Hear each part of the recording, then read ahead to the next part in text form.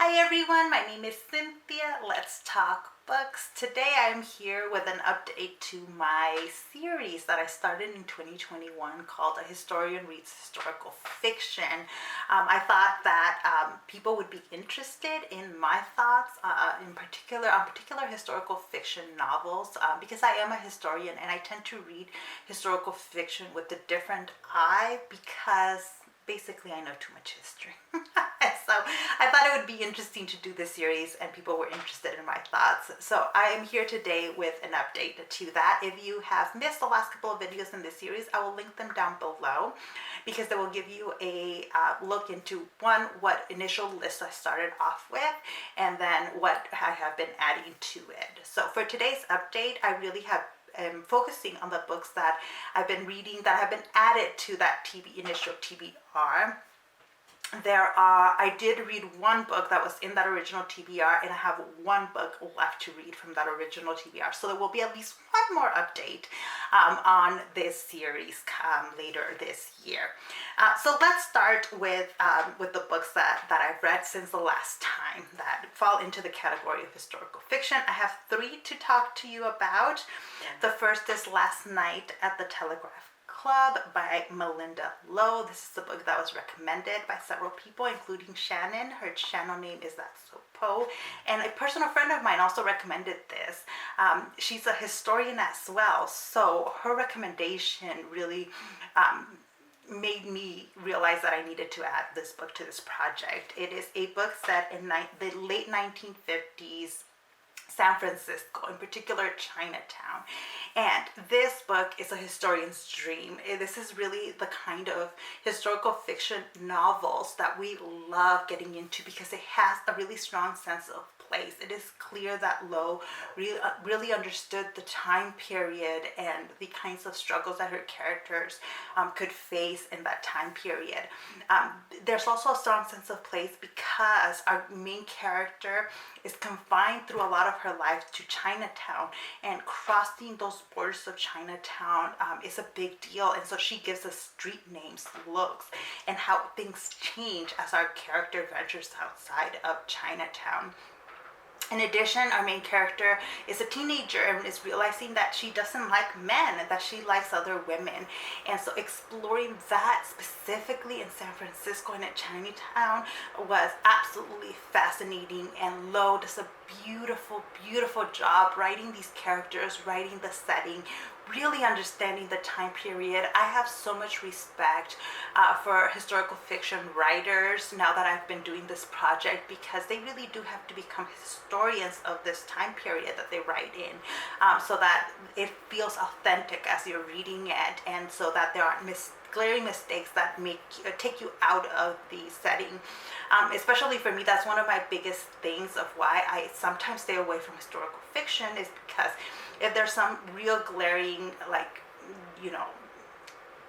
asynchronism, something historically inaccurate in the story, it will take me out of it, and that's not always fair because it's fiction, and historical fiction writers do get a lot of leeway from me. They should get a lot of leeway from readers about historical accuracy, because ultimately they're writing fiction, not nonfiction, and yet Lo just does such an amazing job here. I highly recommend Last Night at the Telegraph Club. So this one is historian approved. The next book that I read was The Lost Apothecary by Sarah Penner. Now here's another example of a book that falls into the historical fiction category that a lot of people will love, but I, as a historian, did not enjoy it as much as I wanted to, and not as much as I would have enjoyed it if I did not have a ton of historical background.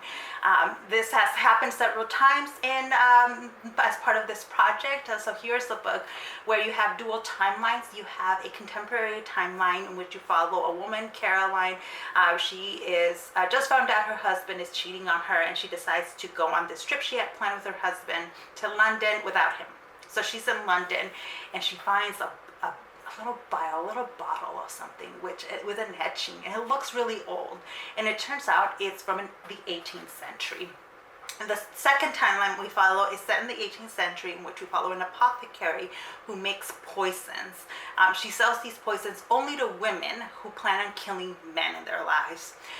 That premise, that storyline of the apothecary is what catches your attention, what really drew me in. In fact, my friend, who's also a historian, she's one of my best friends, she messaged me and she was like, we should read this book together, and I said, I already have it. So it was something that caught our eye because we're historians that read fiction.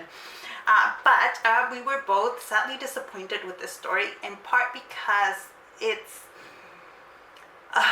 the main character, Caroline, in the contemporary storyline, was a history major and had planned on going into grad school. And she has very romanticized ideas of what being a historian and going and getting a PhD in history would have been like. And as somebody who has done it, gone through that, I just was like, no. I just, no. And then as she's digging into the history of the little Bible, she finds out and digs the story out of the apothecary. She's doing like searches, like search engine searches that immediately give her results. Like she searches the National Archive website in Britain, and immediately things pop up, and oh look, the source that would give her answers has been digitized, and she's able to read it from her home computer or from her phone. And I was just like,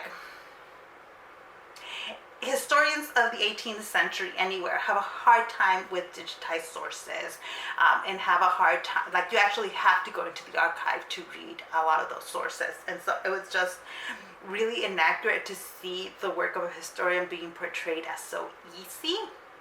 On the other hand, I totally understand why the author needed it. Like, you can't have your main character like spending hours and hours on the page looking for sources, especially when she's just on a quick vacation to London.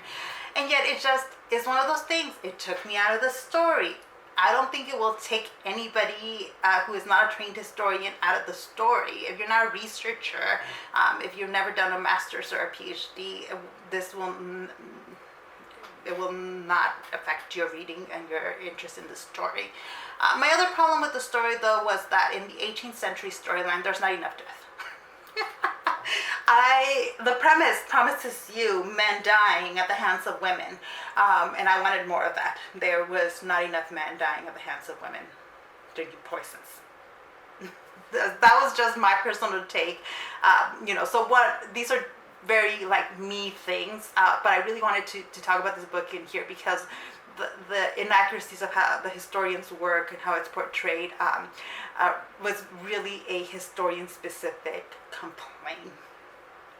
So if you did like the Lost Apothecary, you can let me know down below that you didn't even notice that and all of that, which is totally fine. I completely understand that.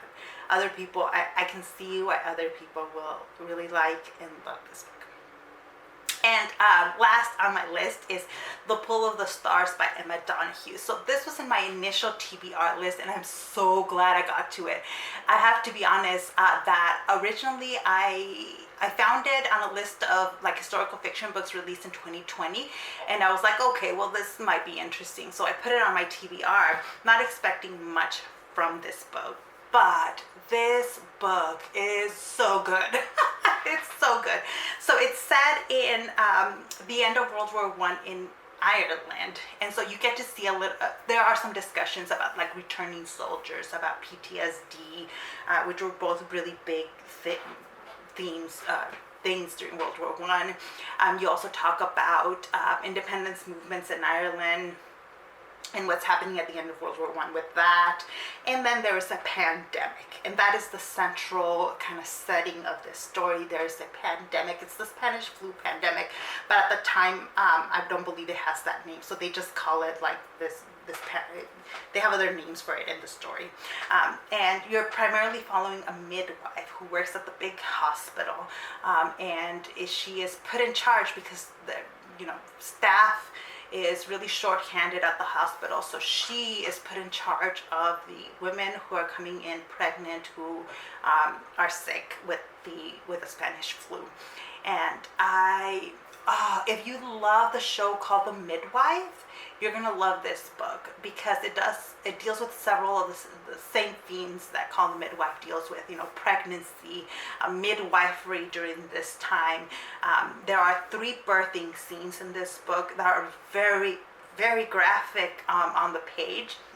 But again, if you can handle the graphicness of Call the Midwife, you'll be okay here.